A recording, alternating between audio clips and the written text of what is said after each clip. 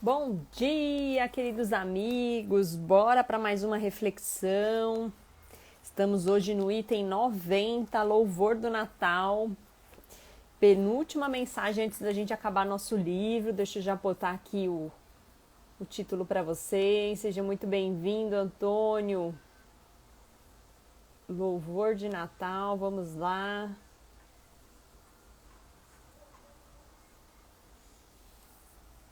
Bora começar a Academia das Lamparinas. Deixa eu chamar a galera aqui para entrar, para a gente começar a nossa reflexão.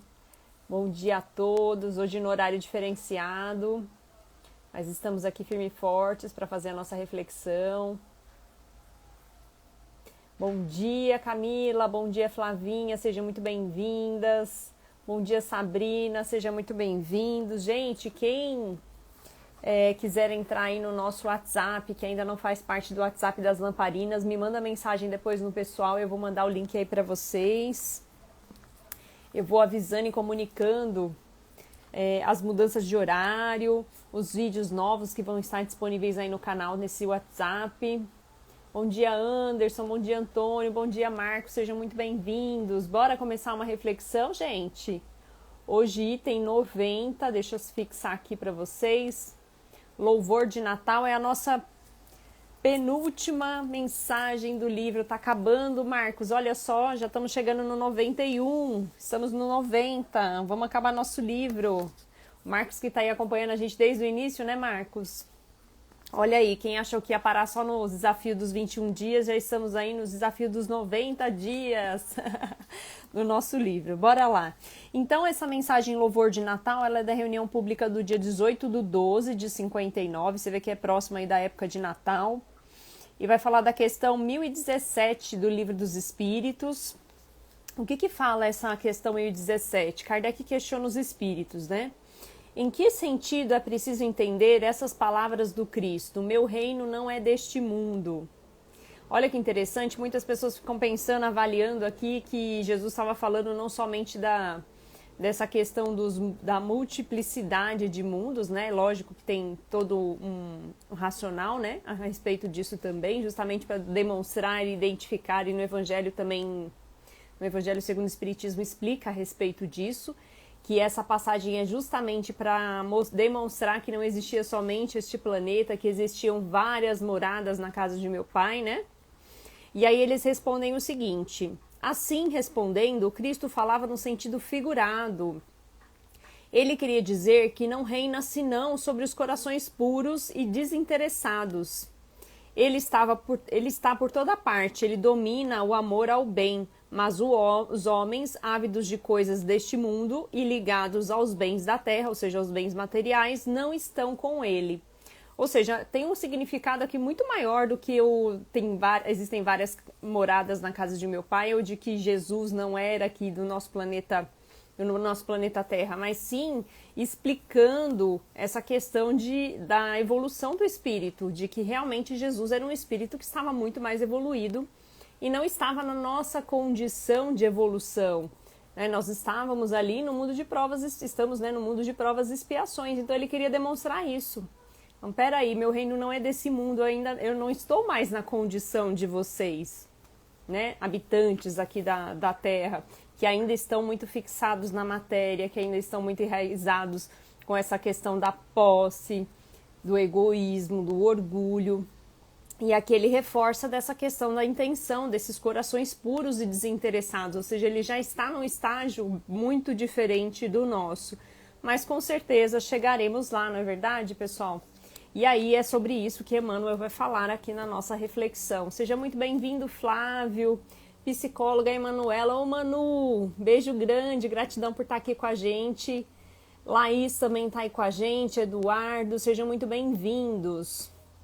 Bora lá, então Emmanuel fala o seguinte: Senhor Jesus, quando viesse ao mundo, numerosos conquistadores haviam passado, cimentando reinos de pedra com sangue e lágrimas. Na retaguarda dos carros de ouro e púrpura, em que lhe fugiam a vitória. Gente, quando ele fala dos carros de ouro aqui, ele está falando dos carros de guerra, dos carros ali, daqueles carros romanos, né?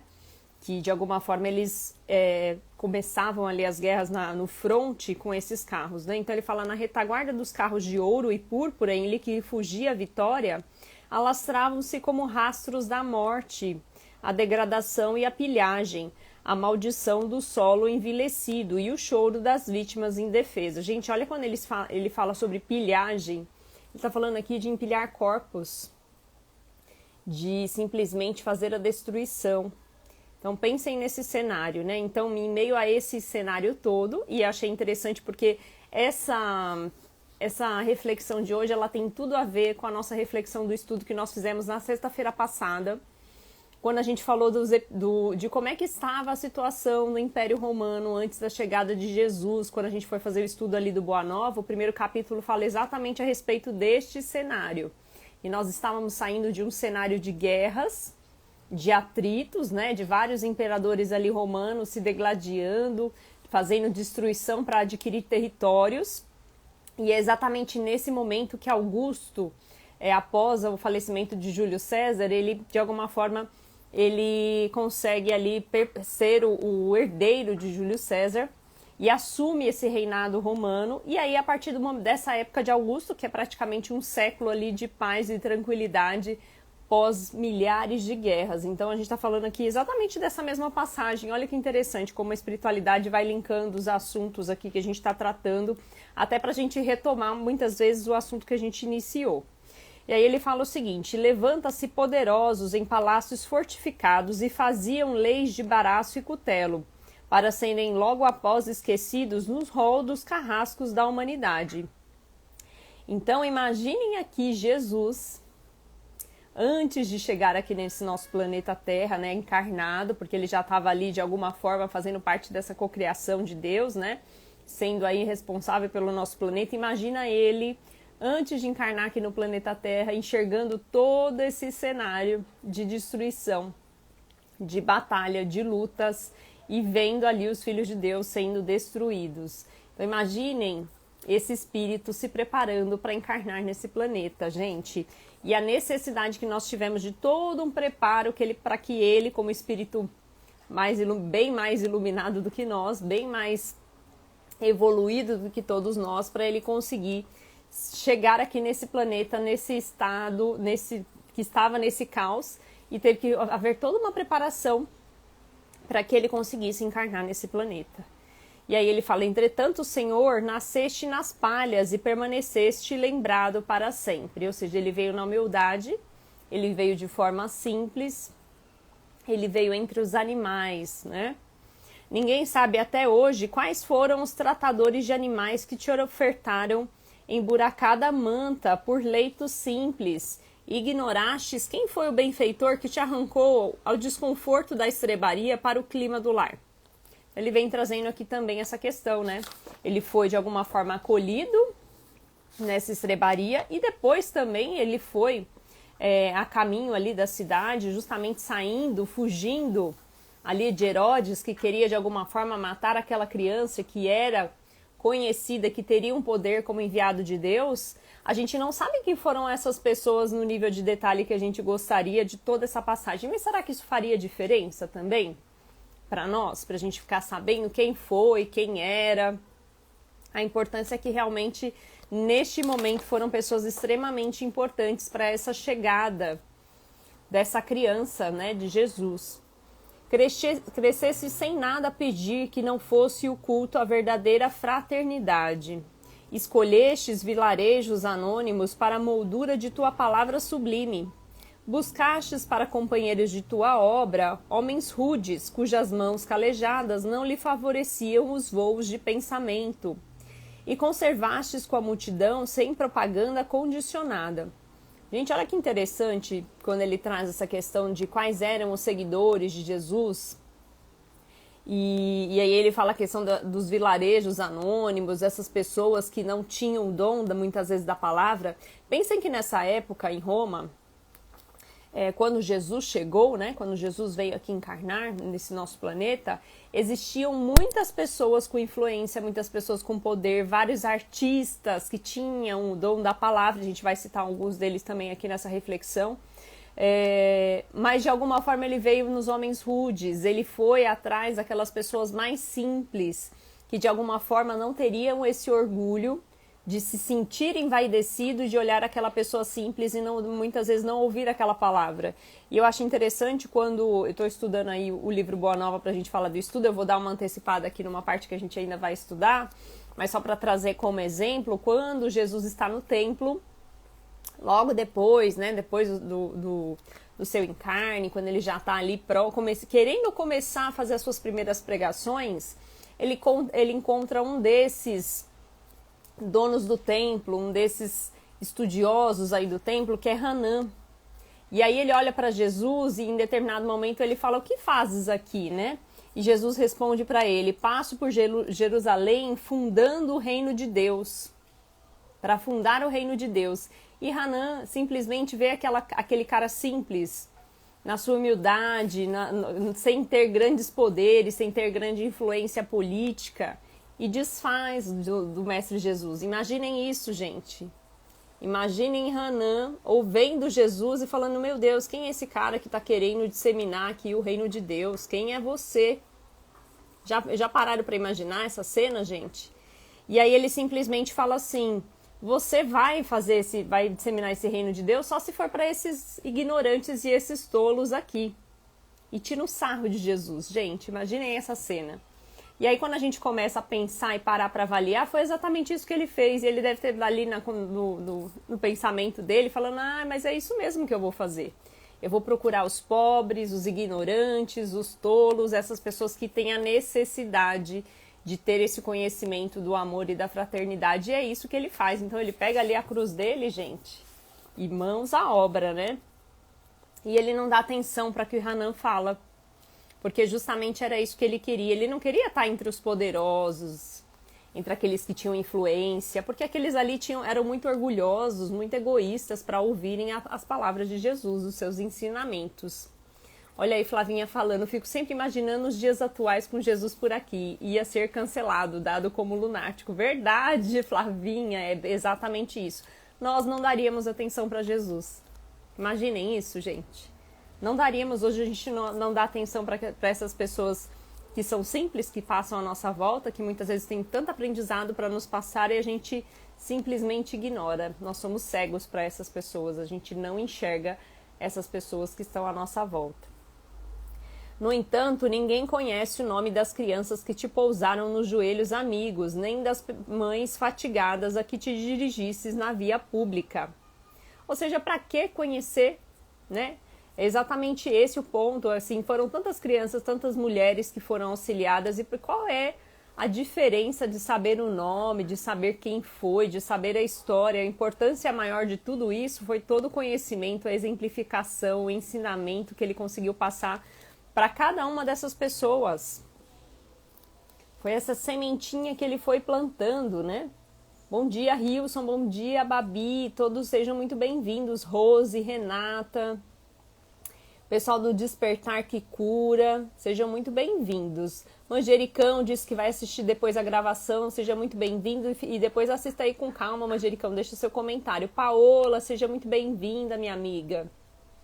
Então é isso, gente. Então ele fala o seguinte: no entanto, ninguém conhece o nome dessas crianças que te pousaram nos joelhos amigos, nem das mães fatigadas a que te dirigistes na via pública. E teria importância saber o nome dessas pessoas? Ou a maior importância é que a gente entender todos esses ensinamentos, aquilo que ele quis demonstrar?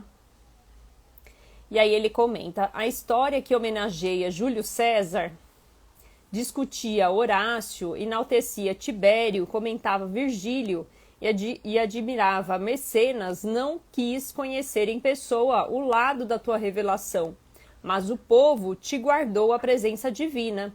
E as personagens de tua epopeia chamam-se o cego de Bartimeu, o homem de mão mirrada, o servo de centurião, o mancebo rico, a mulher de Cananeia, o gago de Decápolis, a sogra do Pedro, Lázaro, o irmão de Marta e Maria. Gente, olha quantas pessoas passaram ali por Jesus. Bem-vinda, Sônia. Bom dia, Rose. Seja bem-vinda. Olha quantas pessoas passaram aqui e a gente só lembra realmente desses grandes nomes, do Júlio César, né, que era o imperador romano, que depois do seu desencarne, depois de tantas guerras, de tantas batalhas em conquista de terra, em conquista de bens materiais, deixou esse seu poder para Augusto, que foi logo seu sucessor, seu sobrinho, que ele adotou como filho, né, e passou todo esse poder. Discutia Horácio. Quem era Horácio, gente? E enaltecia Tibério. Horácio era um poeta satírico, que de alguma forma pegava todos esses imperadores e contava a história deles, enaltecia a história de todos eles, e por isso que eles ficaram tão conhecidos ao longo da história, porque de alguma forma eles contavam a história dessas grandes batalhas, desses grandes homens que tinham todo esse poder na época. Enaltecia Tibério. Tibério também era um imperador que foi sucessor de Augusto. Augusto foi um imperador que estava na época ali do nascimento de Jesus, né? E o Tibério era o imperador romano que estava na época da crucificação de Jesus. Então, quando ele fala aqui, né, de enaltecia Tibério, Tibério era um imperador romano, que ali daquela confusão toda da crucificação de Jesus, gente, por mais que ele fosse um imperador extremamente poderoso, extremamente com determinada influência nessa época, ele deixou acontecer a crucificação de Jesus. Então, olha só, esses grandes nomes que são exaltados pela história são esses grandes nomes poderosos que têm interesse em relação a esses bens materiais, e por isso que essa questão que é a 1017 aí do Livro dos Espíritos traz isso. Esse meu reino não é deste mundo, de bens materiais, de poder, de ganância, de vingança. Comentava Virgílio também, que era um poeta, né, que falava a respeito de Tibério e desses poderosos. E admirava Mecenas. Mecenas era um político que era também braço direito de Augusto, o imperador. Esses nomes todos, que estavam ligados ao poder, ficaram muito conhecidos ao longo da história, ficaram marcados ao longo da história. Todos sabem esses nomes. Todo mundo conhece, a história conhece. É só a gente buscar, a gente pesquisar e a gente vai conhecer quem foram essas pessoas. Mas o povo, que teve essa presença divina e que de alguma forma foram personagens de toda a história e exemplificação aí de Jesus, não são conhecidos pelos nomes, né? Como ele traz aqui, o cego Bartimeu, que era o cego lá de Jericó, que quando a gente começa a estudar aqui, era aquele mendigo que era cego, e a gente não sabe a história desse mendigo. O que aconteceu? Por que ele ficou cego? Ele nasceu cego, ele ficou cego, existem algumas lendas, mas nada fala a respeito do nome dessa pessoa, dessa personalidade, quem foi, qual é a história. Então pensem a respeito disso, né? O homem da mão mirrada, que também foi curado por Jesus, qual era o nome dele? Qual é a história por detrás? Tem importância saber o nome dele? Pois é, dos grandes imperadores a gente sabe os nomes, né? O servo do centurião, que teve ali a cura também à distância, Jesus conseguiu curar ele à distância. Quando ali o seu benfeitor pediu ajuda a Jesus para que ele fosse curado, ele não precisou nem estar fisicamente com Jesus. Através do pensamento, Jesus foi lá e curou. A gente sabe o nome dele, dessa pessoa, desse servo do centurião? Não sabemos. O mancebo rico, que é daquela passagem do cabo, né, do camelo, a passar por um buraco da agulha, quando a gente fala aqui da questão do reino, do rico entrar no reino dos céus. Qual o nome dele? A mulher de Cananeia, o gago de Decápolis, a sogra de Pedro. Qual o nome dela? Aí a gente fala de Lázaro, o Lázaro aqui ele é identificado, né? E o irmão, que era o irmão de Marta e Maria. Mas a gente sabe a história toda desse povo, gente? E tem importância a gente saber isso? A gente colocar esse nome num pedestal, a gente fazer a imagem em pedra dessas personalidades? Na verdade, os exemplos que Jesus quis nos passar foi o exemplo aqui da nossa fé, porque todos eles foram curados através da sua fé. Como dizia Jesus, vai e ande, levante e ande, pegue cada um a sua cruz, a tua fé te curou. Esses são aqueles que quando a gente começa a avaliar aqui, né, que essas pessoas não são meu reino não é deste mundo, essas pessoas ainda não têm condições de estar até a minha condição, como Jesus nos traz, são realmente essas pessoas que começaram a dar esse primeiro passo, que tiveram aquela luz ali de ter uma fé verdadeira, de acreditar nas palavras de Jesus, de dar o primeiro passo para a sua mudança interior. E eu acredito que é isso que Emmanuel quer nos trazer aqui. que nós precisamos olhar esses exemplos e através deles começar a dar nosso primeiro passo. Antônio está falando aqui, Messinas ficou conhecido como aquele que ajudava também as artes. Verdade, Antônio. Aqui nessa época tinha muita influência a questão da arte, a questão dos poetas, né? Eles tinham muita influência e tinham um conhecimento, uma inteligência absurda, né? E uma influência porque eles ficavam ali diretamente ligados aos grandes imperadores. Olha lá, o rapaz endemoniado que Jesus pôs os demônios nos porcos, exatamente. Então, olha só, quantos outros exemplos, né, Antônio? A gente está falando alguns aqui, que foram citados aqui por Emmanuel, mas quantos outros exemplos? A mulher hemorrágica, né? Então, quando a gente começa a pensar, a gente não tinha o nome dessas pessoas, não sabe a história delas, mas ficou tão marcado pelo exemplo, pela história, pela fé que eles tinham. E é isso que nós precisamos utilizar aqui como exemplos. E quando ele fala aqui que muitas vezes a gente não sabe quem foi que deu abrigo a Jesus para o seu nascimento ali na estrebaria, ou quem levou José e Maria com essa criança naquela peregrinação para fugir ali de Herodes, que importa o nome dessas pessoas? O que importa é o fato, é o acontecimento, é o exemplo, é a simplicidade com que ele veio. E é isso que nós precisamos utilizar no nosso dia a dia. O que importa o nome desses grandes que estão hoje aqui encarnados no nosso planeta? De que importa? Então a gente tem muito costume de ouvir as pessoas falarem assim, ah, mas você sabe quem ele é? Você sabe filho de quem ele é? Você sabe de qual família ele é? Gente, ainda existem pessoas que usam isso, né? Ah, o sobrenome dele é importante, né? Ele veio da família fulano de tal. De que importa? Qual é o legado que ele está deixando? Qual é o exemplo que nós estamos deixando nessa nossa encarnação? Então não importa nomes, não importa títulos, não importa poder, né? Não importa aqui os bens materiais que nós temos, e sim o que nós estamos deixando aqui de legado, qual é o nosso propósito? Nós estamos trabalhando o amor e a fraternidade? Ainda assim, Senhor, sem finanças e sem cobertura política, sem assessores e sem armas, venceste os séculos e estás diante de nós, tão vivo hoje quanto ontem. Chama-nos o Espírito, ao amor e à umidade que exemplificaste para que surjam na terra sem dimensão e sem violência, o trabalho e a riqueza, a tranquilidade e a alegria como bênção de todos. Então pensem nisso, gente. O que nós estamos fazendo? Nós estamos plantando aqui armas, cargos políticos, assessores, buscando influência, buscando bens materiais, ou a gente está buscando o amor e a humildade? Que era aquele exemplo que Jesus nos trouxe, através de cada uma dessas passagens de cura. Nós estamos trabalhando essa cura? Nós também temos essa potencialidade de fazer milagres, de operar milagres. Vós sois deuses. E o milagre que nós podemos operar é em cada dia, a cada exemplo, a cada pessoa que passa pelo nosso caminho, que a gente pode fazer a diferença. Olha aí, Antônio brincando, dizendo aqui, ó, existe no Brasil a família mais importante, que é a Silva. Exatamente, Antônio. Silva, Souza, Oliveira, né? Vamos pensar nos sobrenomes aqui mais comuns, né?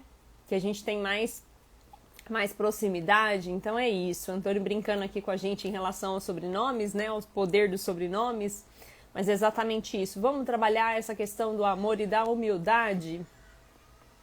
É por isso que, emocionados, recorda-te a manjedoura, repetimos em prece.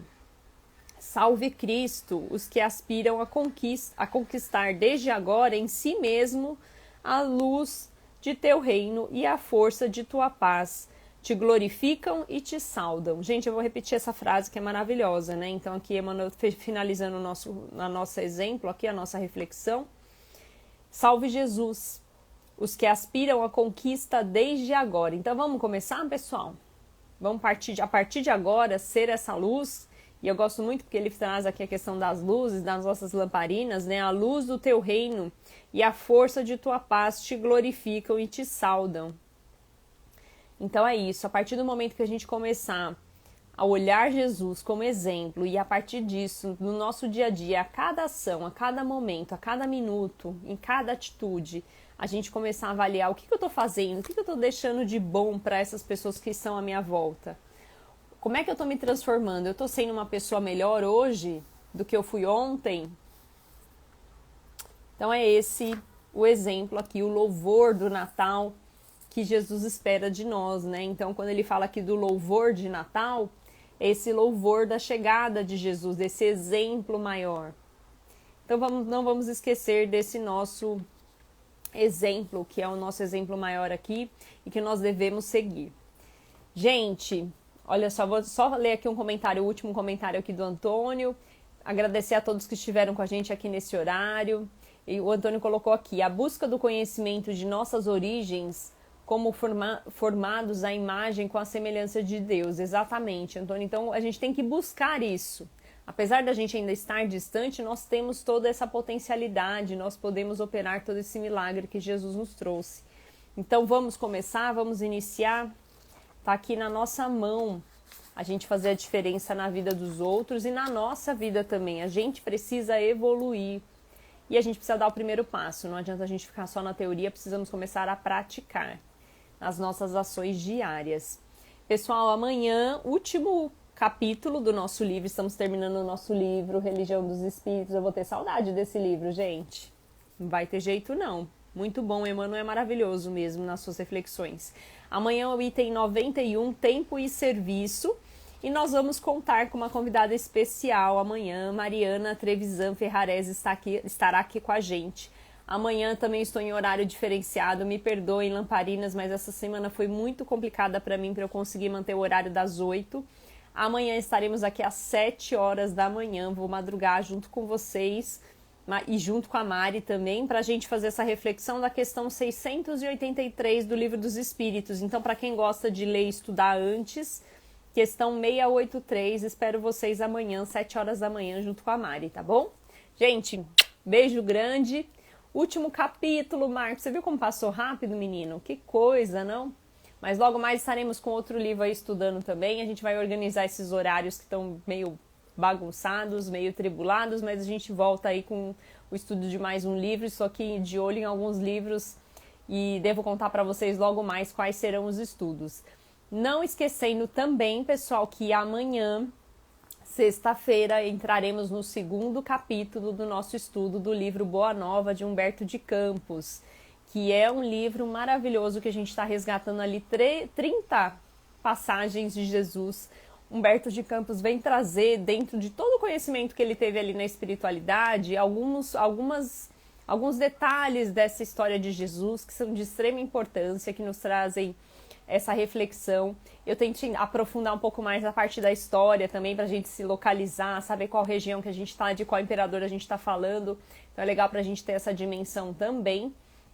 Então amanhã estaremos aí no segundo capítulo. Quem não assistiu o primeiro capítulo, tá lá no meu canal Luz da Alma, no YouTube.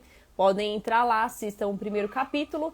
E nós estaremos na Rede Amigo Espírita, amanhã às 8, né, fazendo esse estudo, no Seridó Espírita e também no canal Luz da Alma. Então convido a todos, para quem não conhece esses canais, entrem lá, se inscrevam. Nós precisamos de alguma forma compartilhar, propagar a divulgação da doutrina espírita para que todos conheçam essa ferramenta que nós aqui conhecemos, tivemos a oportunidade de conhecer e que a gente precisa disseminar esse conhecimento. Então chamo a todos para estarem amanhã com a gente às 8 horas da noite.